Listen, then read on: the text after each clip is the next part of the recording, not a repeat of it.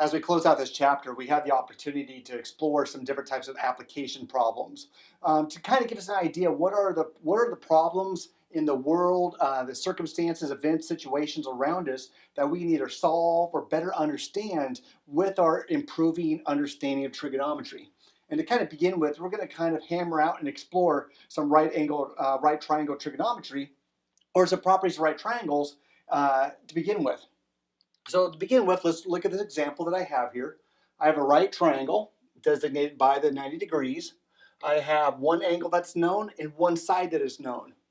So what I want to do is find all the other information that's available. And there's lots of ways you can do this.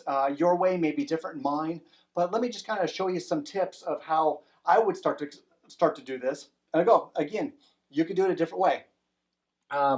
So I have an unknown angle here. Two things I remember. One is that the interior angles of any triangle add up to 180 degrees. The second thing I know, a little bit of a shortcut from that, is in a right triangle, I know that the other two angles add up to 90 degrees. So I can take that fact and solve for angle B by taking 90 degrees minus the known angle, and that remains with 55.5. So now I discovered this angle. So now I know all three angles. Now I got to work on the sides a little bit. So let's look at this angle. And again, your way may be different. No problem. There's lots of different ways to do that. But if I think about this one and I want to solve for A, well, I want to think about what trigonometric function is opposite over adjacent. And maybe I could use that to my benefit. So let's look at the tangent of 34.5.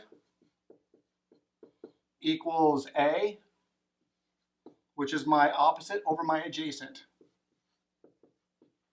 And there I can solve for 5, or for A, sorry about that. And so let's multiply both sides by 10.5 times the tangent of 34.5 equals A.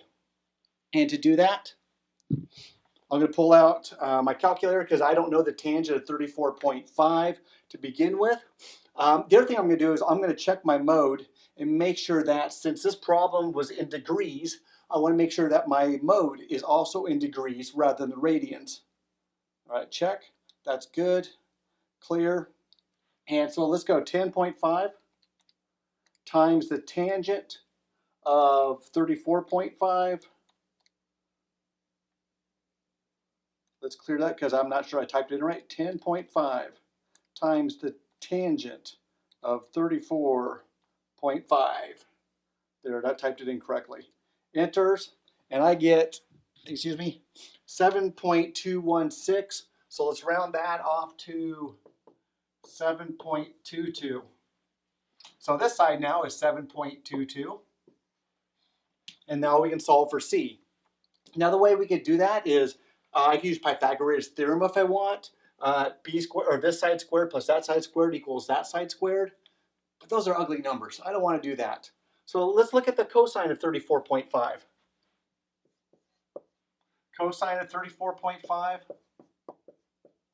equals, adjacent over hypotenuse.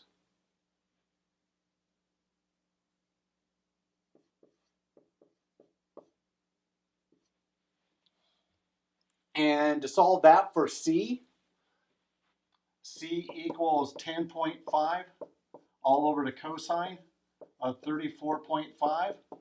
And again, let's 10.5 divided by the cosine of 34.5, enters, and I get 12.74.